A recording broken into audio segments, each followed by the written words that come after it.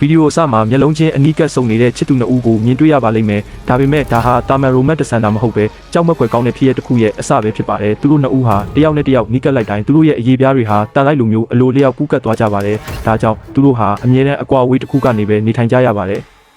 ဆိုတာကညဘက်အိတ်ဆက်တဲ့အခါမှာလဲအခန်းခွဲအိတ်ပေမဲ့ဒီထူးဆန်းတဲ့တန်လိုက်တက်ကသူတို့ကိုအတင်းဆွဲငင်နေပါတယ်မင်းသားဟာသူ့ကိုယ်သူမထိန်နိုင်ပဲမင်းသမီးရှိရာအခန်းစီကိုနေရန်တွေကနေတဆင့်အတင်းဆွဲခေါ်ခြင်းခံရပါတယ်သူတို့နှစ်ဦးတယောက်ကိုတယောက်လက်ချင်းထိမိလိုက်တဲ့အခါမှာတော့အရေးပြားတွေဟာတသားတည်းဖြစ်အောင်စတင်ပူးကပ်သွားပါတော့တယ်ဒီတိုင်းသာဆက်သွားရင်သူတို့ခန္ဓာကိုယ်နှစ်ခုဟာတစ်ခုတည်းဖြစ်သွားတော့မှာပါ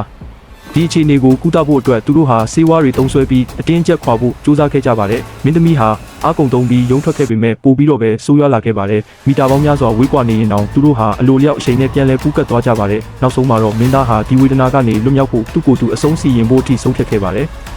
ဒါပေမဲ့သူတို့ရဲ့ချစ်ချင်းမြတ်တာကဒီထက်မကခိုင်မြဲနေပါတယ်